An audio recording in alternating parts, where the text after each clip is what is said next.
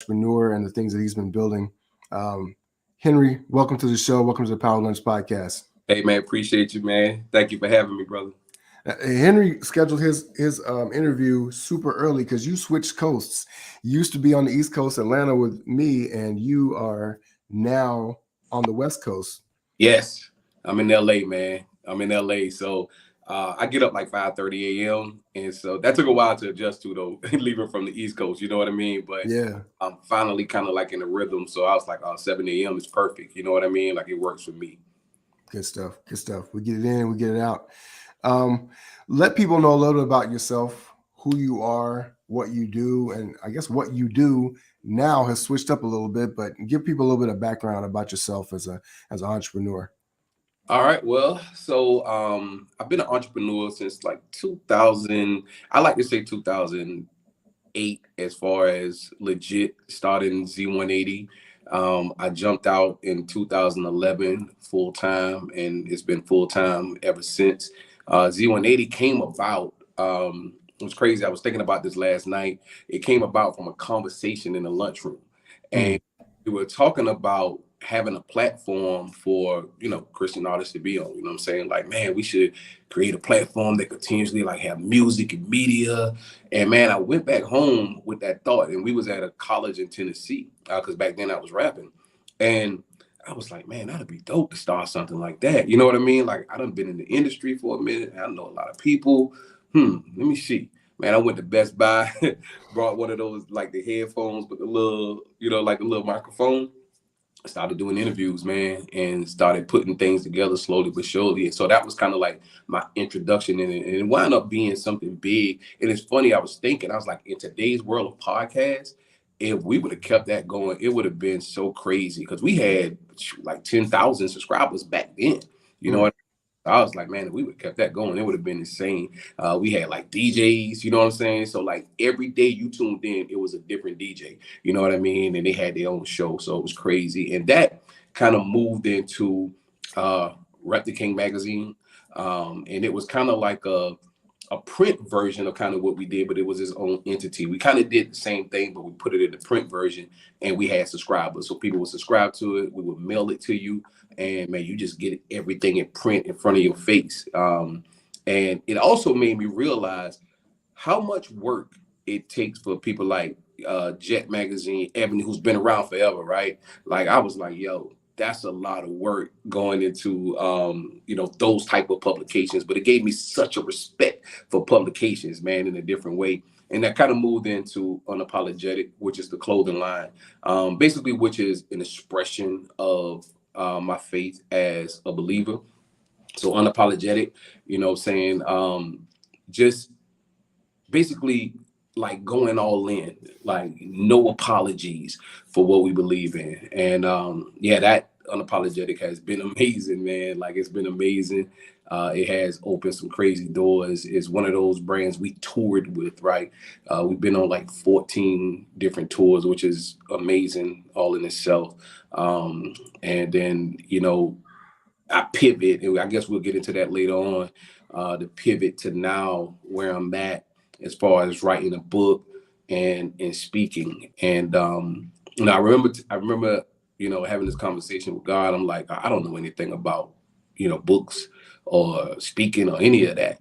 And he just reminded me everything that I've done as an entrepreneur. I didn't have, I didn't know nothing about any of that. You know what I mean? And just it lets you know too that with fear try to sit in of the unknown, that's when you got to push harder. You know what I mean? So that kind of brings me to the day, brings us to, while we here in LA, we actually only been out here July the 2nd. We moved out here July the 2nd. So this is fresh. Brand new, brand new. That's going to be a theme that we kind of talk about. Let's kind of go back to the beginning, right? Where you were born and how you were raised, because you definitely didn't come from this whole entrepreneurship environment per se. Right. Tell people a little bit about what it was like growing up as Henry Murphy. So yeah, I grew up in Savannah, Georgia. And Savannah, Georgia, just to give you, so depends on if you're from the outside looking in, you're looking at Savannah as this dope historic spot. And it is. It has some dope history there. That's what people come there. You know what I mean? But on the inside, I'm saying, in the urban community, it's like Chicago. You feel me? Like, so you got this small town it's just crazy, bro. And it's always been like that, right? It's always been like that. And you kind of grow up in it in the middle, and on the outside, the fluff of it, you know what I'm saying? You got these, these visitors coming and spending money. And so you kind of grow up in that. And but I grew up in a tight-knit family. Like both sides of my mother and my father, they grew up in the same neighborhood, which is dope. So my grandma was right around the corner from each other. My aunts and uncles everywhere inside the same hood. And the beautiful thing about it is that it was generation to generation, right? So if it was my generation, my aunties and them knew each other, grandmamas knew each other. So it was super dope. So that part of it was amazing. And I first got introduced into entrepreneurship. I think the first like glimpse of it was from my uncle, you know what I'm saying? So he was the oddball out, right? He was the oddball out. He was the one who actually had several businesses, had the ice cream truck, had the restaurant, and had the little nightclub, you know what I mean? And he used to kind of let me go with him, but it was more of a summertime thing, you know what I'm saying? So it was like a summertime thing. You get in, you kind of get a chance to be a part of the whole thing. But other than that, man, it was, I talk about it in the book where when I got to a point in my life with health, right? Just a health situation. But it started from there because my family was so tight knit. All it did was cook, bro. Like, that's how we celebrate most of these Black people anyways, always eating and things of that nature. And it's unhealthy as a mug, like, you know what I'm saying? Because everything fried, you know what I mean? Like it just was, that part was bad. So I picked up like these bad habits. And I kind of took it in, to my adulthood. But I was a regular kid, man. I was a regular kid, you know what I'm saying? Love basketball, love sports, you know what I'm saying? That's how I grew up, you know what I mean? And even in my neighborhood, that's what it was, you know what I'm saying? Like we had this park. Everybody go there. East Savannah Park, that was it. That was the spot. And it was one of them parks like, I don't know, maybe you see it on a movie where, you got kids playing basketball here, touch football over here, pick them up, bust them up right here. Jokers gambling over here, you know what I'm saying? Kids playing. So it was a regular neighborhood, an amazing neighborhood, you know what I mean? And that's kind of how I grew up. And I grew up actually kind of infatuated with marketing. I understood the big three when I was younger. Like I understood TV, billboard, and radio. I got it. And I think because places like McDonald's, right? So McDonald's will hit you while you're watching TV. Then you jump in the car, it's on the radio, and it's on the billboard. As soon as you come out of the neighborhood, they are placed everywhere, and then they'll be on every corner. And I think I began to notice that when I was younger. I was like, no, this is crazy. You know what I'm saying? And I was one of the dudes in love with the filet of fish. You know what I mean? So I remember getting everybody in the hood together. We was 10 years old, Christmas Day. Everybody got their bites. Yo, we go. You know what I'm saying? We rolled another McDonald's because that doggone filet of fish. But it was like I understood like marketing at that age though, which was crazy. You know what I mean? And I kind of knew it was like, this is something nobody was really, you know what I'm saying? Like that wasn't a conversation people had, you know what I mean? But it was amazing to me,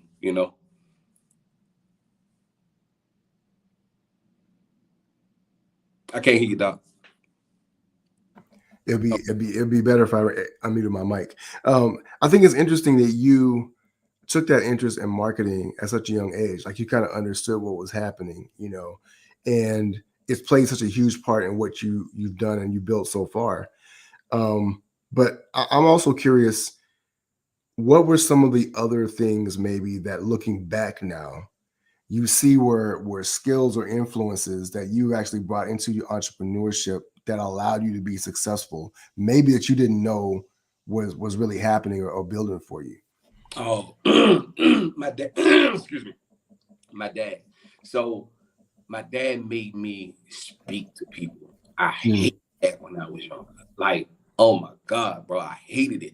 But it was like, I don't know what he knew, like what he discovered on his journey or what he saw, but he knew it was important for me to be a people person. He knew that was important. And so, what did your dad do for a living? So my dad was in like wastewater management, right? Like, basically, controlling the CO2, things of that nature. So he really wasn't with people. You feel me? That's what's weird about it. He was a, you're kind of a loner in that type of situation. So like you're talking about like the sewage plants, and you kind of making sure the water is right. So by the time it get to us, you feel what I'm saying? Like it's decent. So that's what he did, right?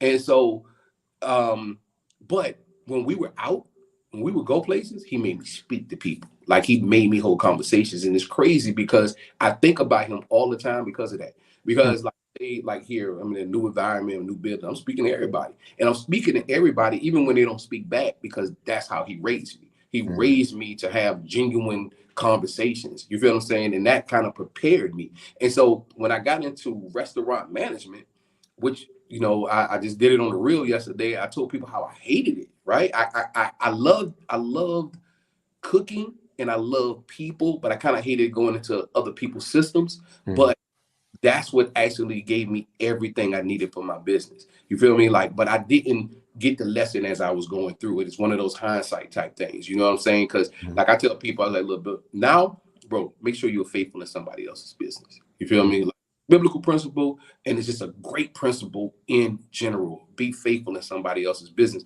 simply because you want the same thing reciprocated in your business. You do. You know what I'm saying? Somebody come in your business, you want them to be faithful. You feel me? And so that was one thing too, man. It was once I got into that management system, and I'm learning how to manage people, and I'm learning systems, that people person skill, it blew me up as a manager. You feel what I'm saying? Because I knew how to talk to customers. I knew how to talk to my people. I was a people person. So people would work for me basically because I was a great people person. I cared about them. You know what I mean? So like, if I knew you, I knew your family. I knew what was going on in your life. And also, what I had to learn was how to kind of separate it with working that. But once I got that balance, it was crazy. You know what I'm saying? It's kind of like, okay, I know how to build a team. I know how to build a team from that. You know what I mean? So I like to go back and talk about my mistakes, right? It's like, look, take the good, you know what I'm saying? Take what I'm giving you as good, the valuable lessons I learned, but this is what I did wrong, because I believe in that transparency, because without that transparency, nobody can grow. You know what I'm saying? Like, look, you don't have to go through this. If you get this part, you know what I'm saying? If you learn how to serve faithful, you're going to pick up things. You know what I'm saying? People are going to let you into things, you know what I mean? Just because you're serving faithfully, you know what I'm saying? And some people are like, oh yeah, but I feel like they're using me. But look what you're getting. Look at it that you are getting. Look what you are learning. You won't get that nowhere else. You know what I mean? So, yeah, that was. I hope that answered your question. Yeah, no. I mean, that's really powerful. I thought at times we don't realize the things that our parents are teaching us, small skills, right? And nowadays in corporate, we call them soft skills, people skills, right? And they're the things that they don't really teach you in school, but they're the most important things when it comes to growing your network, leading a team, building a business, things like that. And I think it's really, really cool that your dad was focused on that. And maybe he wasn't even aware. He just knew that, hey, this is something that my son needs to be able to do. And he poured that into you. And now it's become like such a powerful thing. Now, I also, you mentioned before that before you started the media company, you were interested in hip hop, right? How did that come about? And what was it that kind of led you away from that into more of, I would say, behind the scenes versus being on the stage sort of idea?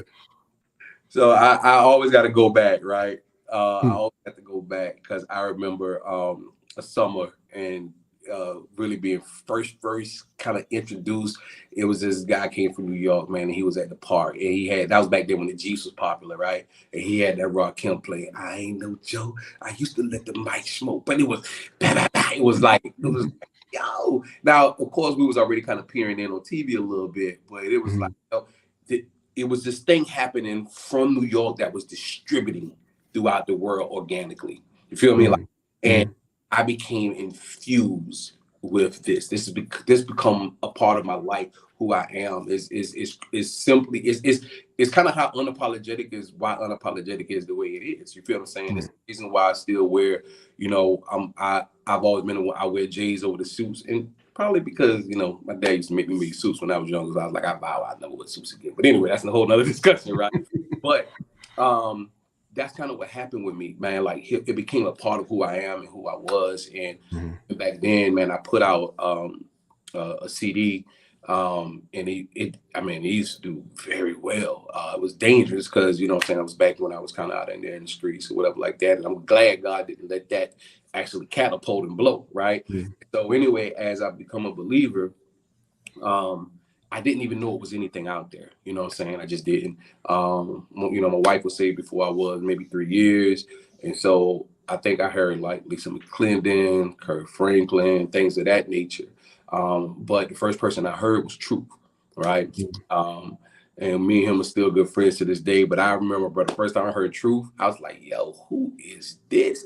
Because when I kind of stepped out was when I was like, okay, I can't listen to like what I grew up in anymore. I'm trying to change my mindset. It was kind of like, I think Kanye West was dropping College Dropout. Like that was during that time, right? So that, Mm-hmm. and I was like, man, I don't have nothing to listen to, nothing I grew up on, nothing that kind of like identified with me. And so that's when kind of Truth flamed. I'm like, oh, hold on, we got something here. You know what I'm saying? So, you know, that's kind of what happened. And I just got infused in it. You know what I'm saying? And I was like, man, maybe I can start rapping again. You know what I'm saying? And kind of that's what I did. And it was funny. It was funny. It was like God would allow me to do it. But every time it was time to drop a CD and sell a CD, it was like, God, it was like I would feel like God was pushing me to like give it away. It was weird, right? And I'm like, this is weird. Like this may be okay, maybe I'm off, you know what I'm saying? Because this is not business. This don't even make sense. You know, I poured money in the studio time, creativity. You understand what I'm saying? It just doesn't make sense. And then I dropped the first album, and then I dropped the next album, Pilgrim Perspective. Same thing again. And what's crazy is, you know, it's funny, you don't realize when you're an artist, you're already doing business, right? You're already doing things. You're moving in a business manner.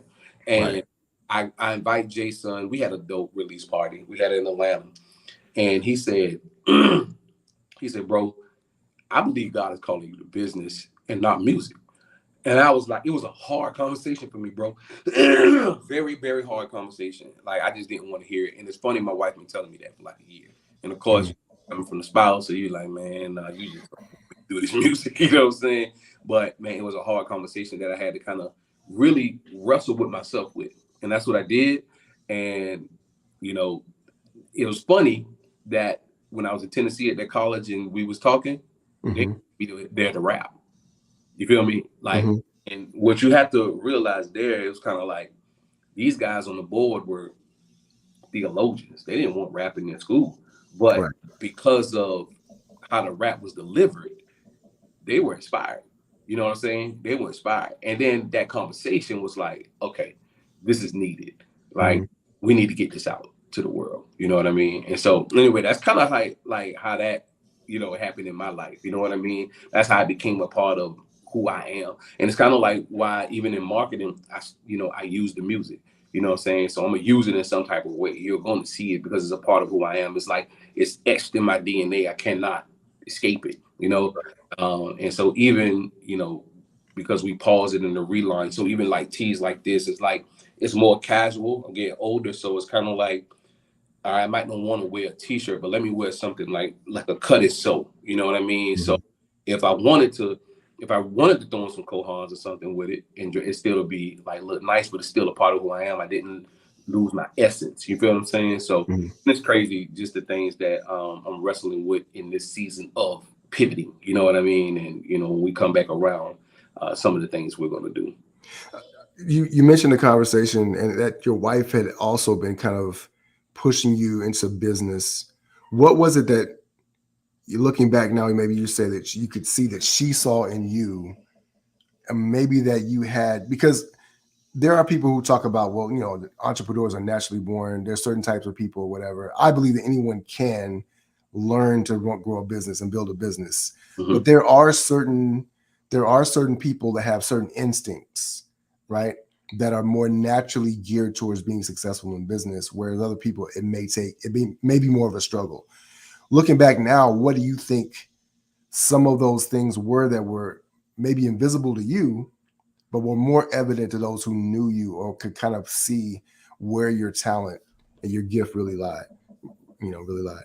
I think, man, if I think so, I am.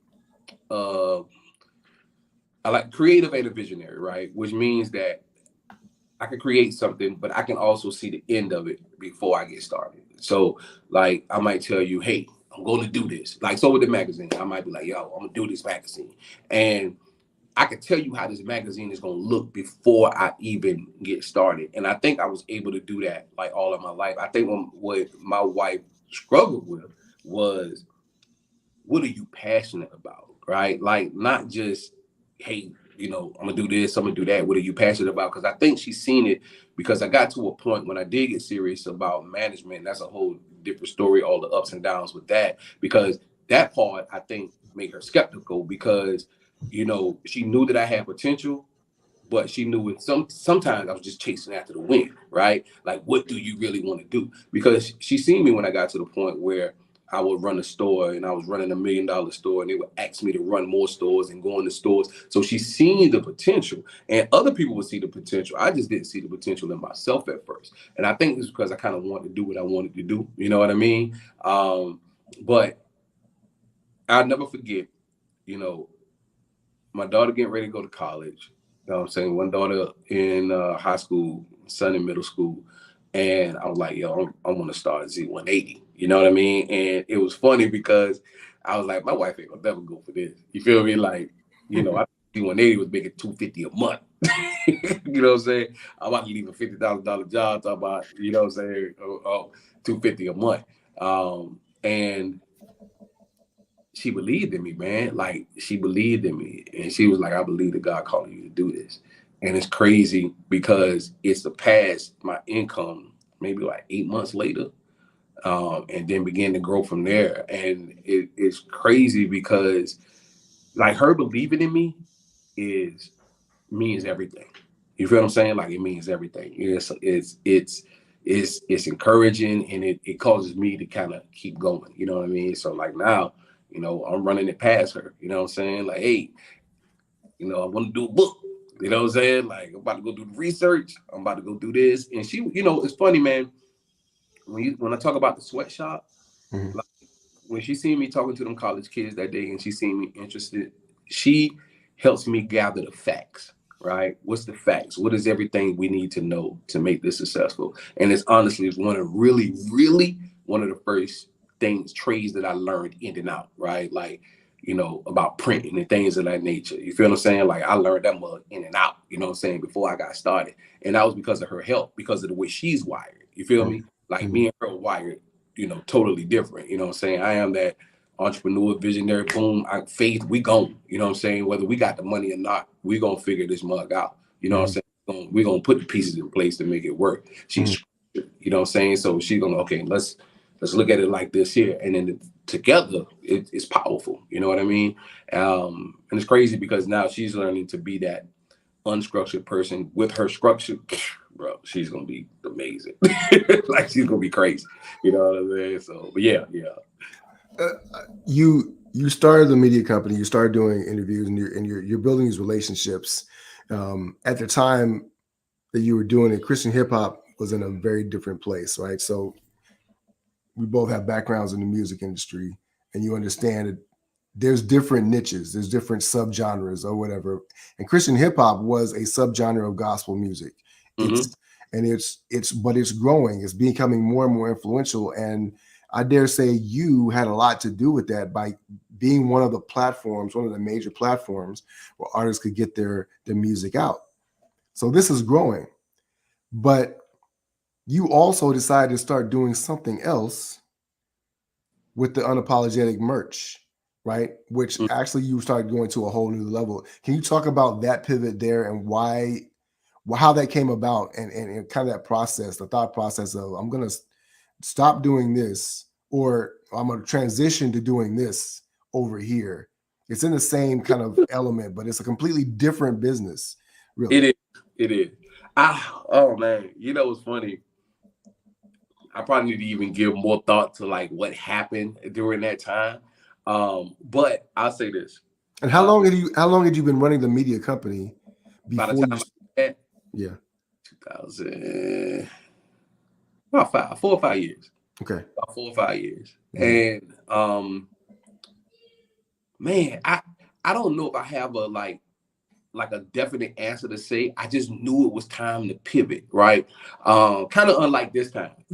Like this time, and it wasn't even like money was drying up or anything. It was kind of like I knew it was time for a change, right? Like I knew it was time for a change. I didn't know why. I didn't totally understand it. I just knew it was. And I read this book called The One Thing. It was kind of like focusing on one main thing.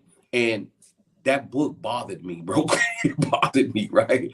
Because I've always been a multitasker. I've always been a juggler. And this thing is telling me like I need to focus on one thing. It was weird for me. It was a weird spot, you know.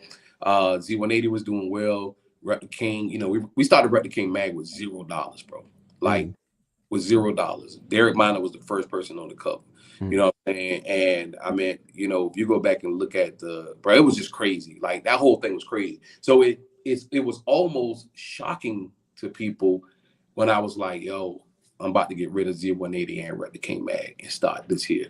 Huh? What? That sounds insane. You know what I'm saying? Like it sounded insane. But I knew it was the move to make. That's all. And so I got started. So got the logo, and it's funny. I hated this logo, bro. Like I hated the logo. Like I ain't gonna say hated it. I was just on the fence. I had like the unapologetic script more than the U. I was like, you know, and it would you know, it's funny when I look back, I was like, I didn't understand the power and the significance of that brand. I didn't know as much about branding as I thought I did. That's what made me go back and look at myself and was like, boy, I missed this whole thing. You feel what I'm saying? Because if I would have started with that U logo off top, I think it would have been a different impact. And I what I mean by different impact, I meant maybe millions of dollars, honestly. You feel me? Because I might have wrote with that script for about 2 or 3 years. You feel me? And so like I had to, it's not that it wasn't relevant, it was you seeing the script more than anything. Instead of that brand in your face, that you every single time. And you know, now you know, you ain't nothing we got, you won't see that you now. But you know, I look back at that. And so anyway, man, we begin to pivot, and this was crazy, bro. A lot of people don't even know this. I don't even know if I put this in a book. But when I was getting ready to launch the brand, I felt like God was saying, kill unapologetic before I even got started. I was like, what the heck? Like, this doesn't make sense. Again, there's always these pivots that doesn't make any sense, right? And so I did, bro. I had like these designs, you know, we was doing models. I didn't even really know what I was doing. You know what I'm saying? I just was like, I think this is how it's supposed to look. You know what I'm saying? I'm a no rules person. So it doesn't matter what everybody else doing. I'm gonna do it my way. You know what I'm saying? Like I take the good. I take like what works. I don't ignore those, but I still kind of do it my way. And so we was that. We had the weirdos line, and people was like, "Yeah, you shouldn't do weirdos. That doesn't make any sense." I'm like, "Yo, we got scripture for this." Like, no, I want to do the weirdos. You know what I'm saying? Like, this is what this is. We're peculiar. You know what I'm saying? And bro, that weirdos line went crazy, right? And 2014. About 2013, I killed it. You know what I'm saying? So as soon as it gets started, I kind of kill it. And at the same time, I am getting prepared to close Z180 and Rep the King. Like, you know, like I think I was in this middle of like, okay, how do I even do this? 2014, God sparks. I get with Nehemiah, and he said, "Hey, bro, I'm doing this tour. You know what I'm saying? Let me know if you want to get some vendor spots on this tour." And bro, once I did that, I was gone, bro. I was on the road for like 6 years straight. Like I was in front of people like nonstop. Like nonstop, bro. Like I was no about 5 years straight. I did that from like 2014, 2019, like nonstop. You know what I'm saying? Like nonstop. And so I mean, we were on every tour. I don't care who was. You know what I'm saying? It was Andy the Great, Trip Lee, Social Club, Poets and Autumn.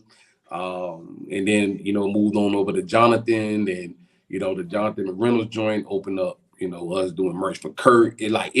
Everything just went, you know what I'm saying? And by that time, I got rid of those. And Doc Watson really was the one was like, hey, you know, you built something. You need to sell these. You feel what I'm saying? And the funny thing is, nobody really could have paid me what it was worth. You know what I'm saying? Like what we built it to. But I still wanted to keep going on. You know what I'm saying? Like I wanted to keep going on. So Say, say a little bit more about that. Like, people couldn't pay you to build because you were doing. I mean, you're on the road. You got these vendors. You're on these tours, but you're making good money. People don't realize that as artists are touring, the one of the key pieces to their revenue is merch. And the fact that you were a vendor, your business was there in front of people selling them this merch. What were you making? What was that revenue like? And why do you say that people couldn't really have paid you to build it to what it was worth? Oh no. When I was talking about that, I was talking about Z180 and Rep the King Mag. Okay. By those entities. Oh no, yeah, on the road. Oh man, it was crazy. Like, so back then, man, you talking about 1,500 at the minimum per night. You know what I'm saying? And so you might do 9 on the week, you know what I'm saying? And so that was 2014. You know what I'm saying? That's merch, bro. Like that's merch. You know what I'm saying? Like that's right there. You ain't waiting on nothing. You get that money that night. You know what I mean? But that caused online sales to happen. You feel me? You got to think. I wasn't really. I had the online store, but I wasn't really thinking about it. So what it would be is when I came in town, that's when I kind of be like, okay, how many orders we got? Put it out. Then it started clicking. It's like, oh, I need to have something to where after I meet them, they go here. Or I started recognizing, you start recognizing opportunities, right? Even for the people who don't stop by that merch table, I got somebody handing them a card as they go out the door. So if you're not even coming, you getting interactive with it. You come in that building, you get the card, and you leaving with something. You know, like you leaving with something. But it's crazy, bro, because even during that time, there were times where the merch game is good and it's tricky because you have to find balance. You have to understand cost of sales. Cost of sales is it's one of the, my bad, brother. Cost of sales is one of the biggest things, man. Like understanding how much your garment costs, right? Understand how much you're going to sell it for, and understanding all the things to run your business are within that cost of sales.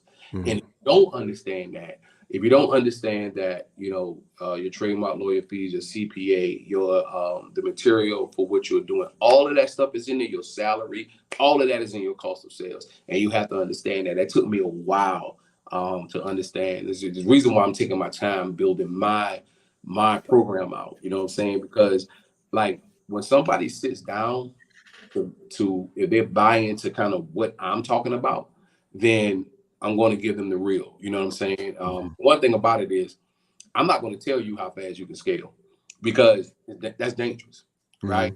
Like, people are selling scale. Yeah, man, you can scale up the. Bro, listen, you don't want that. You don't want that because it comes with such a frustration. You understand what I'm saying? It comes with such a frustration that you don't have to have. Slow and steady. Learn. I'm here now. How do I do this? You understand what I'm saying? Like, people love to say, yeah, man, we jumped up from thing to $1 million. But they don't like to tell you what happened in between the turmoil that happened between you jumping up to $1 million. Bro, it's like it's turmoil in the middle of that, right? How do I navigate those waters? And I grow steady and take care of the customers that actually support. And you understand what I'm saying? Like really building the system out. So like when I get into that part, when I start to do my courses, bro, my pitch is gonna be crazy. They're gonna be like, this joker done lost his mind. But I'm like, yo, if you're not willing to come in here and kind of learn, you can cut this off right now. Like I don't even come in, and it's not an arrogance. It's more so of I done been here for a minute. I see how this go. You don't want to do it like that. You don't want to just scale up like that. You know what I'm saying? Because then you can actually lose the love of what you're doing. You don't want the love of it. You feel what I'm saying? You want to be around. You can actually be around, like especially the way it's built now with e-commerce, bro. Like you can be around 20, 30 plus years on a brand. You know what I'm saying? You would be doing a couple of $1 million a year. Nobody never know.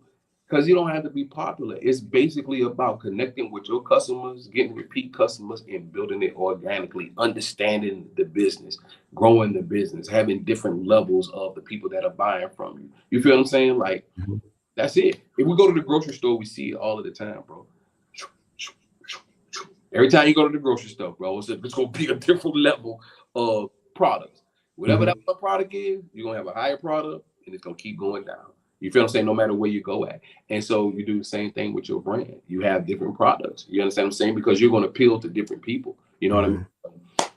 Yeah, my bad. I ain't mean to get off, man. No. I mean, first of all, I think it's great information because, and that's why I love having you on here, because you built a business on so many different levels, but I love the practicality of it. And one of the reasons why I like working with what I call real world entrepreneurs and not just people who sell digital products or coaches and things like that of that nature is because a lot of people don't understand that there's a lot that goes into a business, but there's a lot of potential if you learn how to do it right, and most people are doing it wrong because they're not willing to do like what you said, slow and steady, learn, right? There's ego involved. Like, I want to be able to prove that I've built this huge thing and I can brag about it, or I can feel better about who I am.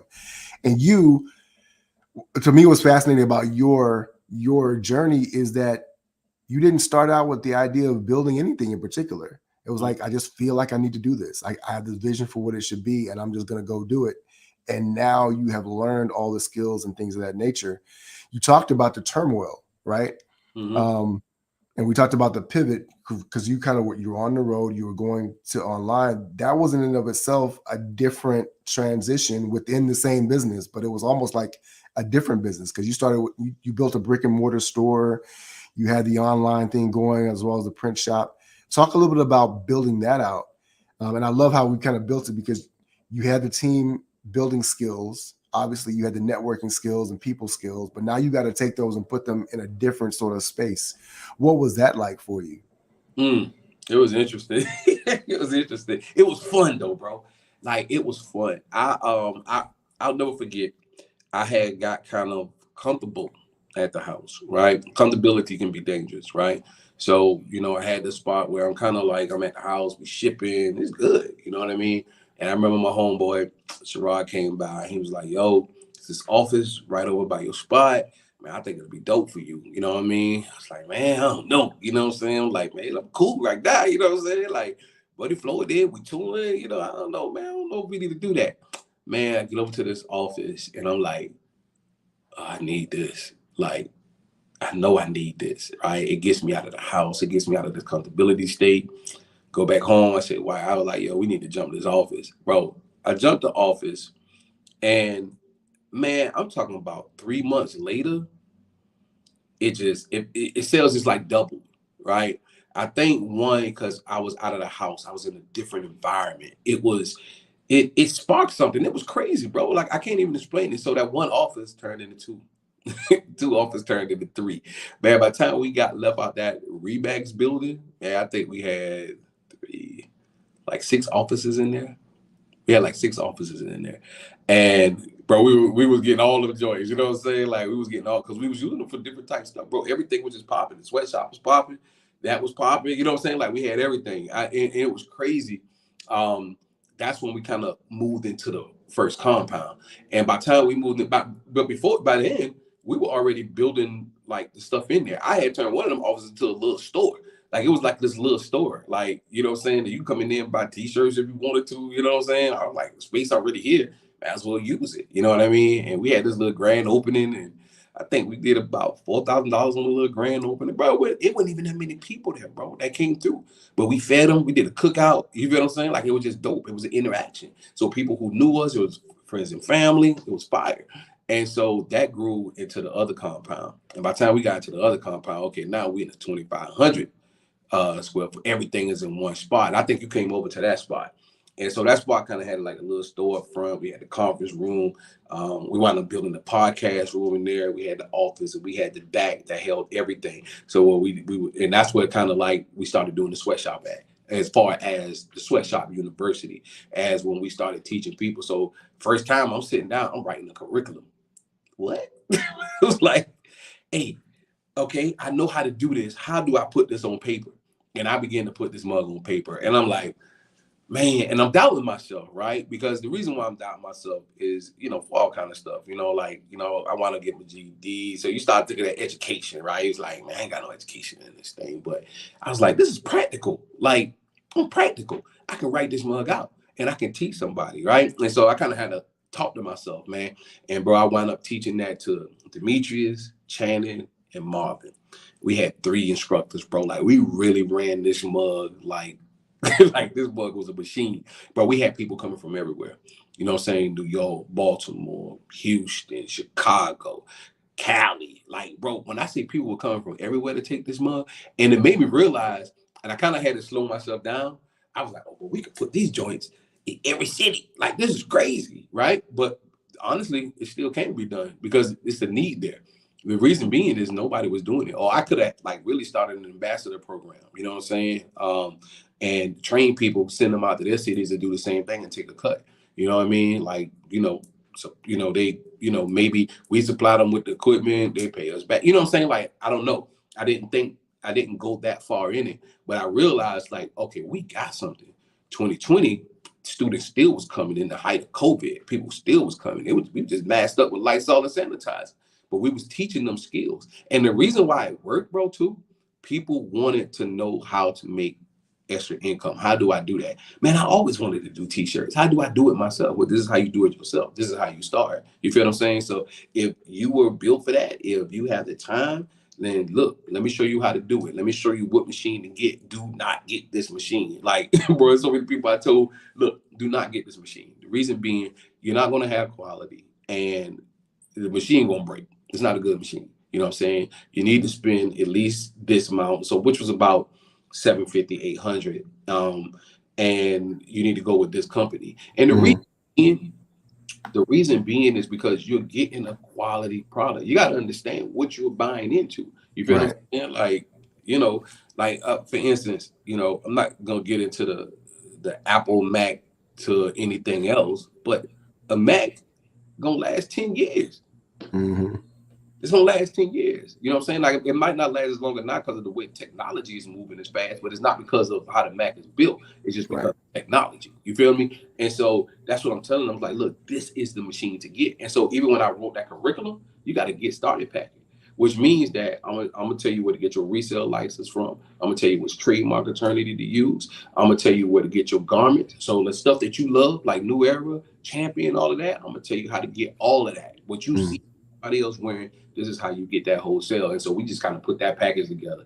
And it was amazing, bro. Like, it was amazing. I still look at the commercial. That commercial, man, I think that commercial had like 130,000 views or something insane. Like, that's what we was booking off that commercial. We shot a professional commercial, bro, and it was crazy. And so when you came, we had the popcorn machine. You got popcorn machine. We had the Coca-Cola machine. You got your snacks. Like, we took care of you when you came. And we actually gave you a God Bless the Entrepreneur tea, coffee cup.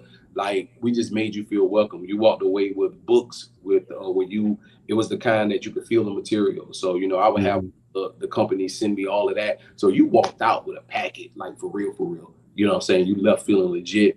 You could have stayed, Q&A. And then I got to the point to where by the time we got to the big compound, I would stop in. And I would stop in and then let them ask me questions. Because again, the program came from me. So it's certainly you're gonna always leave out or have, what I'm saying? You're not gonna be there for those questions. So I go there, bro. They just have questions. And it was just a dope time. It was a dope experience. You know what I'm saying? We got so many testimonies from that stuff, man. Like, it's crazy. You've helped people build their businesses and just using that practical advice. I remember when you were launching that whole aspect of it. And what's really cool to me is that because you have a lot of people that are in the coaching space now, they're teaching and they haven't actually built something at the level that you built it, right? Mm-hmm. They haven't actually gone through. And what I'm seeing now is that they'll learn to sell something for a month or a couple of months, and then they want to turn around and teach other people how to do it. And you've had multiple iterations of it, right? I want to ask you about this though, because one of the things I love about what you did with Unapologetic, and you did this in social media, you were creating the marketing, right? So you shot commercials, videos, this whole social media campaigns, everything, but you were showing the behind the scenes of what you were doing. So it was almost like a marketing about the marketing, right? Yeah. What was it about that? What were some of the lessons that you learned about really promoting your brand and promoting your business that other people, you don't see them either doing that or having an understanding about it that really allowed you to kind of catapult your brand even further? Man, it was, it's funny. It like my main thing was always consistency, right? Like, how do I stay consistent no matter what? How do I post every day? Unapologetic clothes, I still post on Unapologetic every single day because we got so much content. Like, we have so much content. And that was my thing. It was like, how do we just have content? Like, how do we keep creating content, right? And I talk about it in the book that it was a good thing and it was a bad thing. Because, bro, listen, I needed somebody to tell me, boy, you need a budget, right? Because all that do, bro, I was scheduled three photo shoots in a week. Uh-oh. We good? Yeah, we're good. We're back. If you was a part of my content team, you were eating because we shot so much content. But I believe in bringing people in to the whole process of what we were doing. You know what I mean? And so I think, bro, I don't know if I would say in the last 12 years, it's maybe, unless something was going on, it's not too many days I didn't post on social media, as far as, especially like Facebook. You feel what I'm saying? Like, especially like Facebook. Everything else kind of grew out too, right, as we went, but especially like Facebook. I actually had to go back to Twitter because I'm like, well, I got like 40,000 people on Twitter. You know what I'm saying? I was like, I can get good. And it's been that way since, or at least, hold on, not 40. I take it back. About 22 something thousand. But no, it's 40 altogether because I got 20 something on my personal and 20 something on Unapologetic. So yeah, it's about, so that's why I say 40. But I was like, dang, we built these a long time ago. You understand what I'm saying? Like, we built these a long time ago, but it was because of that consistency, right? The consistency of constantly putting out what is going on, what was happening. So it was happening so quickly, right? And honestly, the reason why it'll still work for us because we got so much organic content. Even though, like, I was a firm believer in polished content, we got so much organic content because of that. Everything we got is behind the scenes. You know what I'm saying? In my phone, I think I probably got 5,000 videos.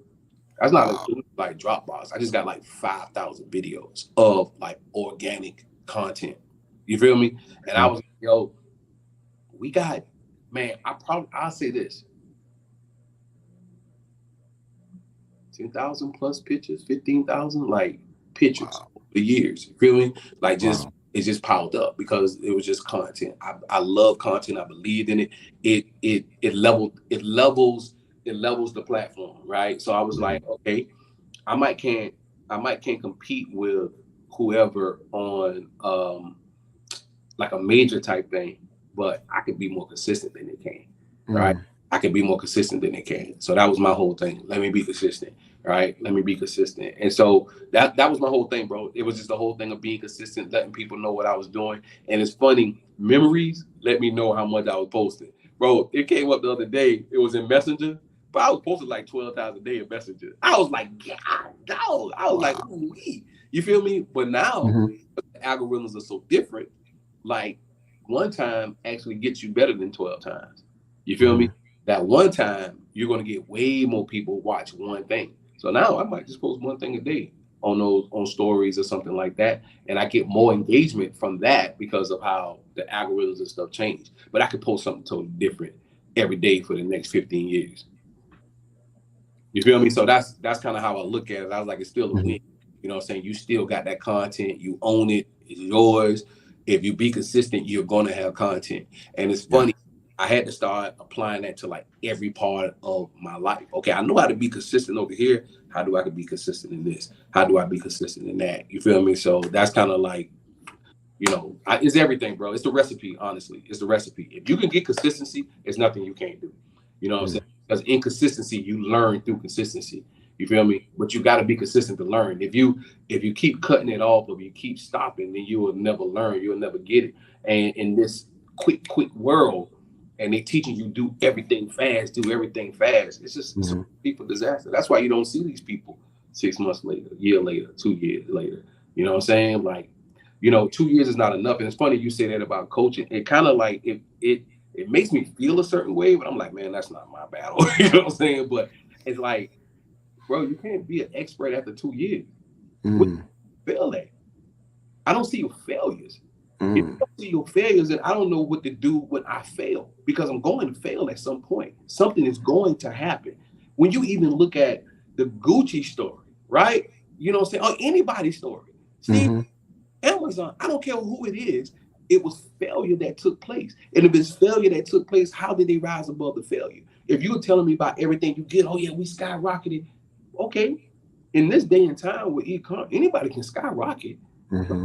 What do you do when them joints start going back down like that? Like what are those principles? You feel me? Like where are you at with that? And so that's my problem. You know what I'm saying? Like that's my problem. Like so I'm like, you know what? Whenever I get done with this course, it's going to be a course that constantly adds value because I'm constantly learning, right? Mm-hmm. So, you know, I had to start thinking through my coaching calls, right? If you sitting down with me with 30 minutes, my thing is, how do I give you $10,000 worth of value in 30 minutes? How? That's why my form is so in depth, because I want to know if I can help you off top. Mm-hmm. And if I can't help you, then it's no sense of us getting on the phone. Right. But if so, then you're gonna have to do several 30-minute calls with me. But once you get this set of things, this agenda to do, then okay, you do this, it's gonna get you here, Yeah. right? Here might Right. produce, it's gonna produce some income for you, but it's gonna come with its own challenges. Now let's go to here.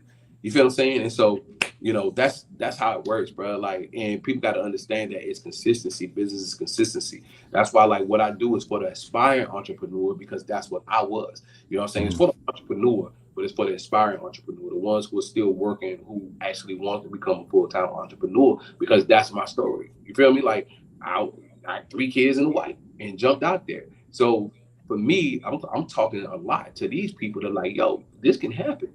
You can do this. You feel me? Like you can really do this. Like Mm-hmm. you know what I'm saying? Find something you love and go hard at it. You know what I'm saying? Go hard at it. But you can take your time. Time is on your side. Like you could do it as long as you're consistent though. You know what I'm saying? Like that's the recipe. And that consistency led you here, where now you're making another pivot. You know, you kind of preface it talking about, you know, the courses that you're going to be offering and that you're building now.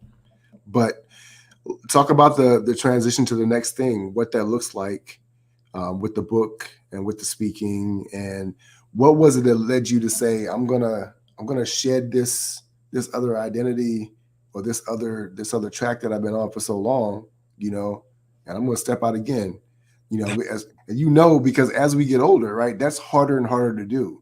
Yes. It's harder and harder to do. So what is that? What does that look like for you and this journey that you're taking this next chapter into? So I come to the end of 2019, and I feel like God's telling me to give value away. I want to say that's where it kind of started. And so I was like, okay, I need to start this podcast.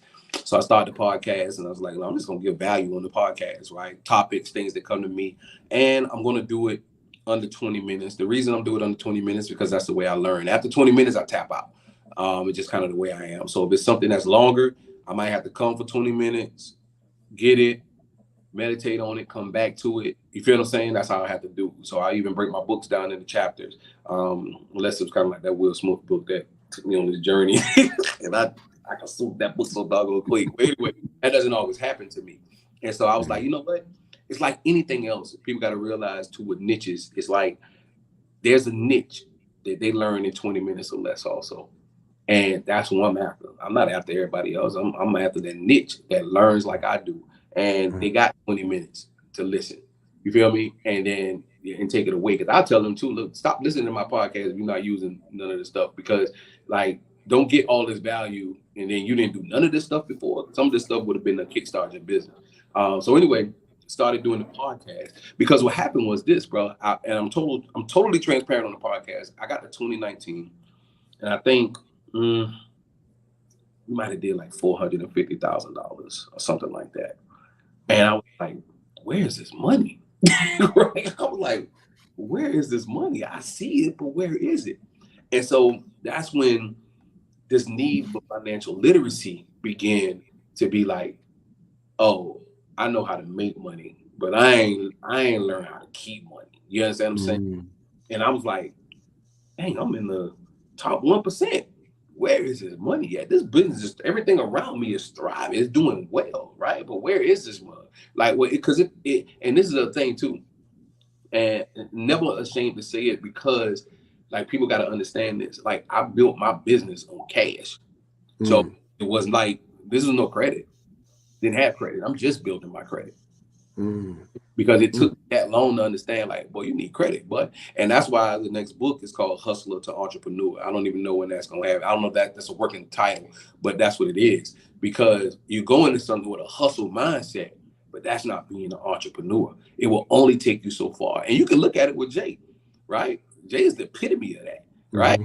That joker came in there with a hustler mindset, but when he became an entrepreneur, you $1 billion boy. You feel me? Because everything changed. Financial literacy, how you do stuff and how you move. And I think that's one of the main reasons Dame couldn't go where Jay was going. You know, he just couldn't go. And so, and no shot, I love Dame, no shot to Dame. But like, I realized that, bro, hustle and entrepreneur, something got to change. You got to start understanding financial literacy. Like, where, and so it's, where do I put my money, right? So anyway, you get to the compound. The compound is amazing. I'm glad we did the compound, because sometimes I have these things like, man, should we have moved to the big compound? Hey, did you make it over to that space? I never made it over there. I just, I never even got to go. And I remember, because when I came, you were talking about that was the transition that you were about to make, you know. Oh, yeah. That's listen, bro, this spot was, it was everything, bro. Like, it had 9 offices. It had a warehouse. It had a showroom. It had a kitchen. It was insane. It was insane. They had a snack. They had an official snack room. You know what I'm saying? Had the classroom. It was dope. And I'm glad I got to experience it. Like, that's what I'm saying. Like, I think it was a little premature. Is my ambition. But because I believe that God was trying to pivot me before that happened. And it's the pivot because of my ambition to grow, right? Because I didn't want to stay. I'm like, yo, I see this mug, let's go. Because again, visionary. The problem sometimes with being a visionary is, boy, you might execute before the time.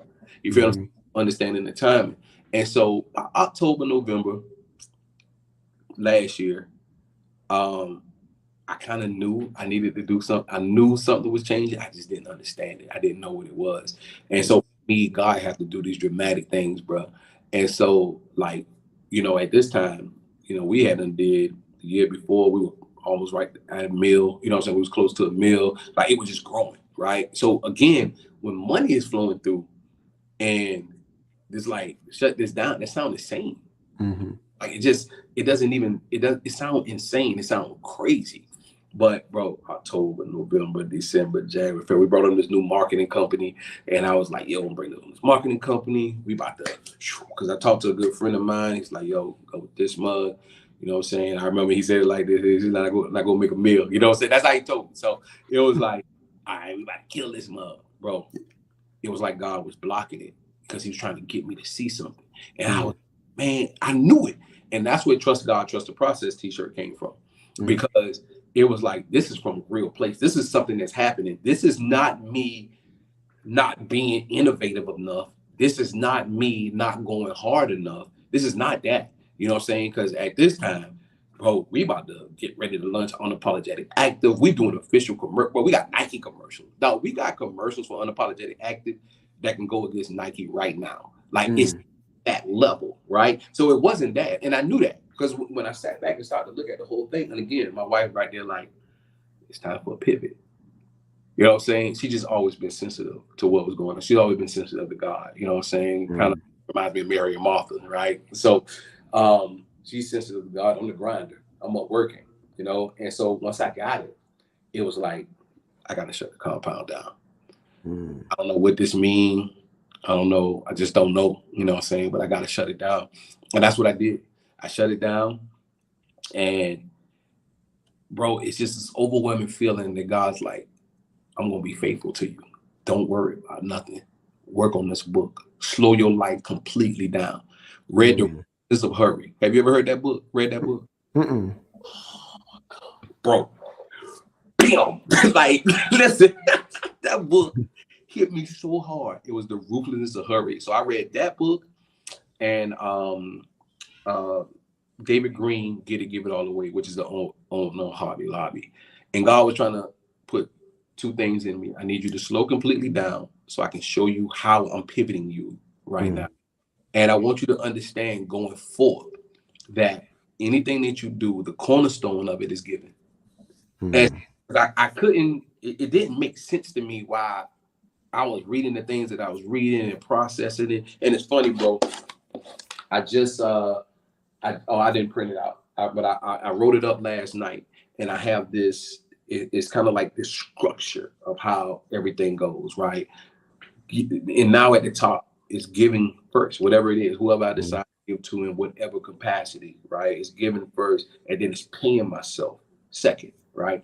Because we skipped that. Richest Man in Babylon taught me that 4 years ago. It took me a long time to put that principle into place, but pay yourself. Then everything else falls under that, right? Which is your bills, your everything. What happens is, we think about this here, bro. Go 20 years back right now. If you would have paid yourself 10% first.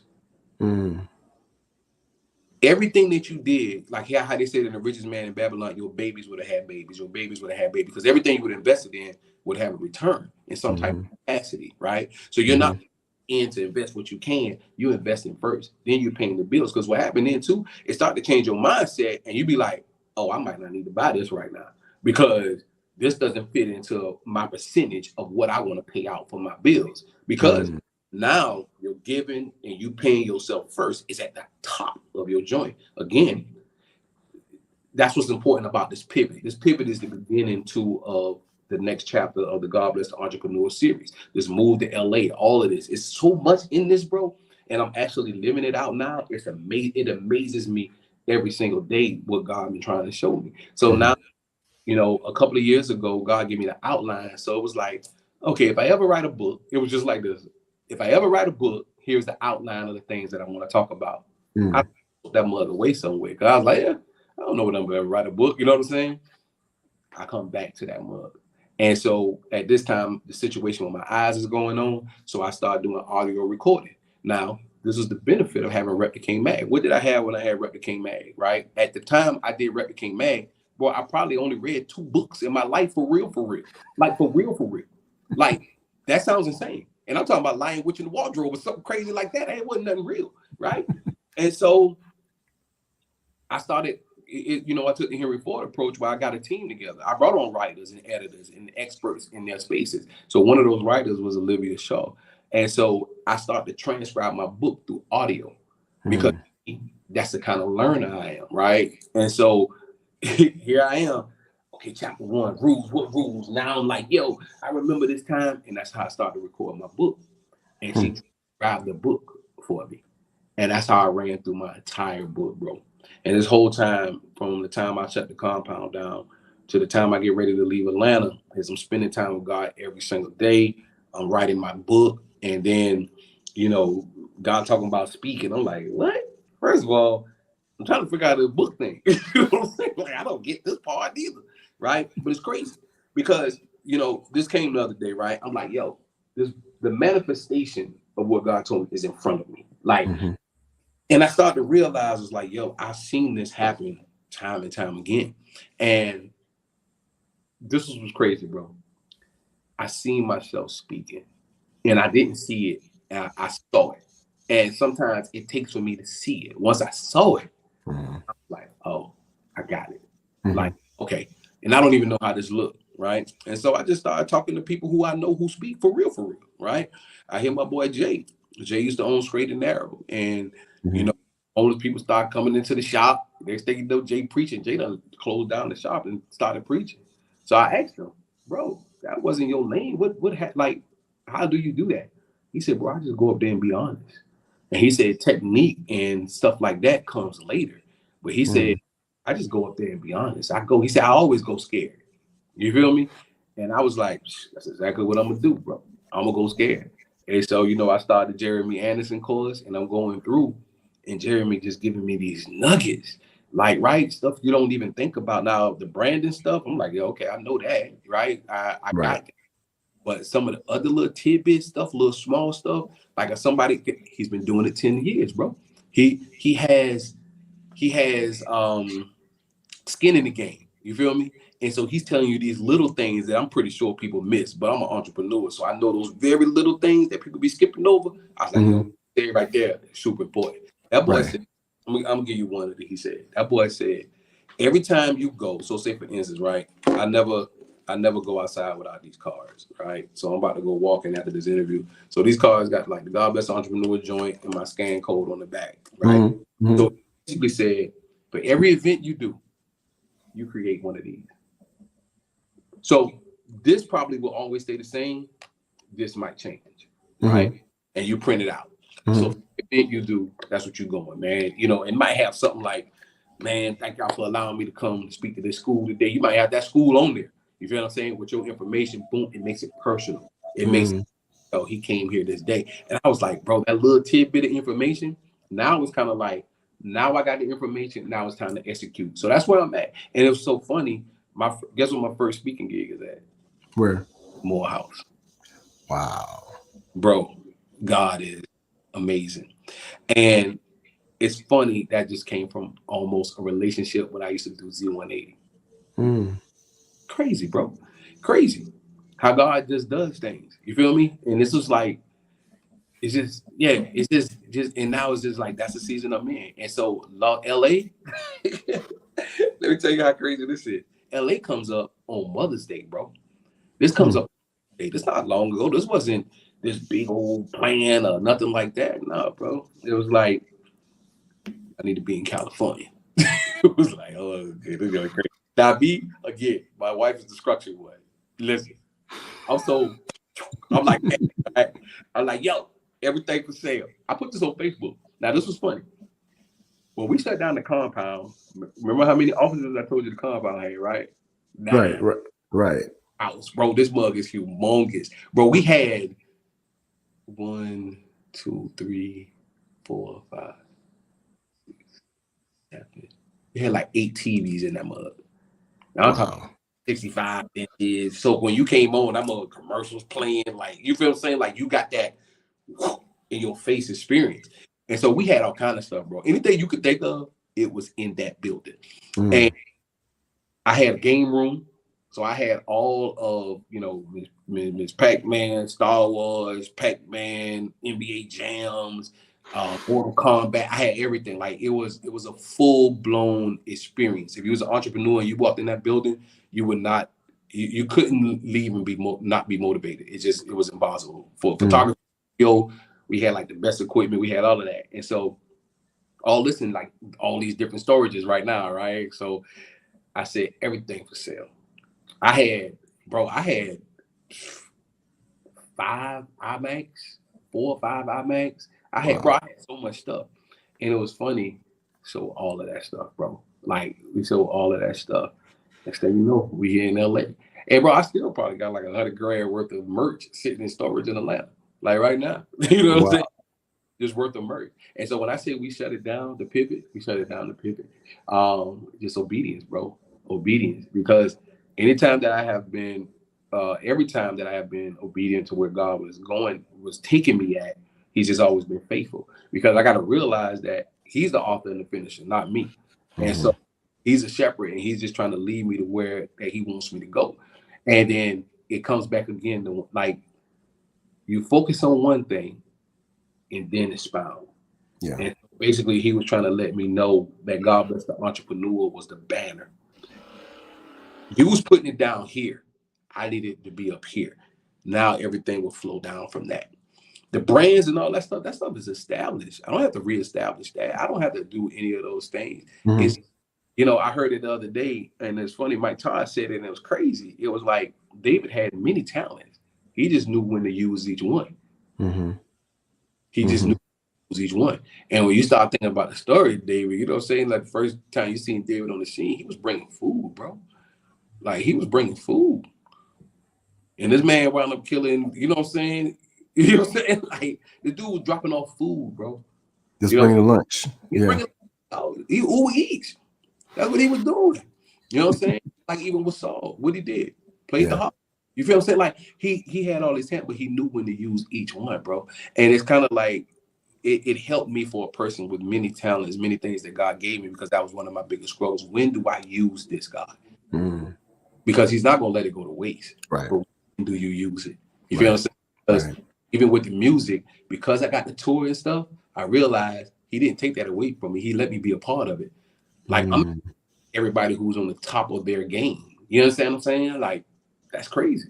That's amazing. He still didn't take it away from me. I got to be a part of it. I was in every, you know what I'm saying? Every night, bro. Like, I'm a part of it every night. Like, this is insane. And so anyway, that's kind of what lead us to here. And it's kind of like, man, I don't even go speak to November, you know what I'm saying? Unless something come up earlier with schools. But I had to come here. I had to research the schools, get my pitch letter together, get my manager. Like, it's really starting fresh.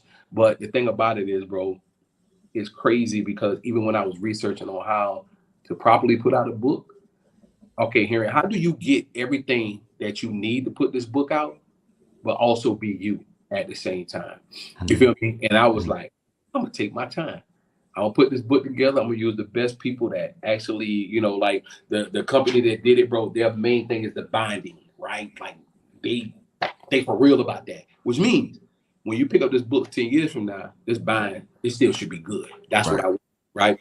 And so I didn't worry so much about the tidbits on how to be the best author. I can't be the best author on the first book. It's a no-brainer. I'm not. That gets better with consistency, right? That get better as I go. But I can give you the wow experience on other things. You feel what I'm saying? Other authors not doing. So that's why, you know, if you go to the website, you got an audio joint where it's a regular audio like you would catch on Audible. But when we come to Audible, you know, you're getting the Audible experience with music, something like what Will Smith did. You know, that's what you're getting. So you're going to get two different things. You understand what I'm saying? Like, I'm okay, shoot, we did that. All right. How many authors are putting out workbooks on their first book? Not many. Let's do a workbook, right? And I got other little things that I'm going to add to it. So like when you get your package, like you're getting a dope package. You feel what I'm saying? And so and even when you know, so like even the packaging the other day, I had to have them go back because it's bubble wrap. So I want that experience. I want you to get this bubble wrap. I want it to come in this mug. I want buttons in that mug. I want everything in that joint. So when you open it up, I understand branding. I understand, you know, what you want in your house. I want an affirmation magnet on your refrigerator that reminds you something about entrepreneurship every day. It's just the little things. You feel what I'm saying? It's the little things. And so it's like, okay, now it's not. And one other thing I would say, somebody told me this and I kind of kicked it off. It was like, bro, you need to be the face of your brand. I was like, I like being behind the scenes. Because honestly, if you go back, you will rarely ever see me on Unapologetic, which was kind of dope to me. It was kind of like you didn't know who was behind Unapologetic, you know what I'm saying? Unless you knew me. But if you were just a regular person and you didn't meet me and you learned Unapologetic, you didn't know me, you know what I'm saying? But I was like, yeah, when I go back, it's going to be a little different. You feel what I'm saying? Everything's going to be different. I'm kind of hesitating to say this, but it's kind of like the way we're coming back, it's not like I'm ever selling you anything again. Even though you're going to be able to buy, but I'm not selling you anything again. Like, it's going to be more of a movement. It's going to be a movement. It's fresh, but it's going to be a movement, bro. And it's just going to continue, but it's just going to continue in an entire different way, you know?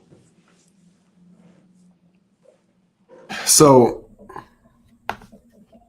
I want to be respectful of your time because you've been generous. You're talking about giving away, and you've given us, you know, almost an hour and a half of value in your story.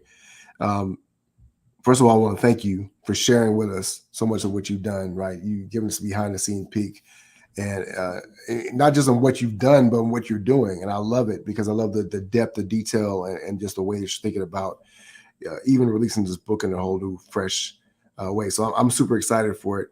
Tell people where they can find you now, how they can connect with you, how they can learn more about the book, pick up the book, and get their whole God Bless the Entrepreneur experience as you're breaking it out.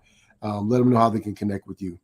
So you can go to henrycmurphy.com, HENRYC Murphy.com, and everything is there now. So that was one thing I did during this season was rebuild the website to where, like, when you go there, you get everything. You get all the brands, all the connections to, to my social media.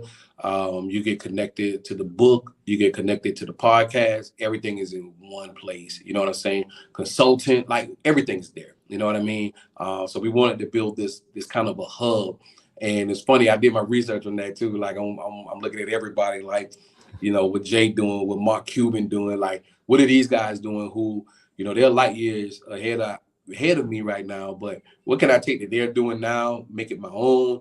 And I go to it often to be like, okay, I love this. I love kind of what we put together. And Larissa and I, we've been working together since MySpace, bro.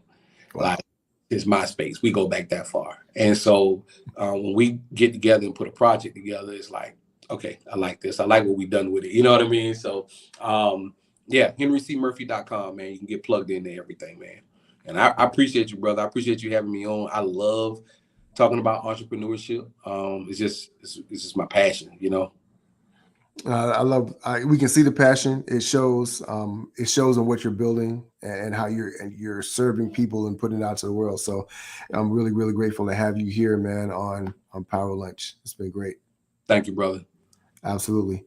I want to thank all of you who stopped by to watch for a second, for the whole hour. We're just really excited. And as always, want to bring you more quality interviews.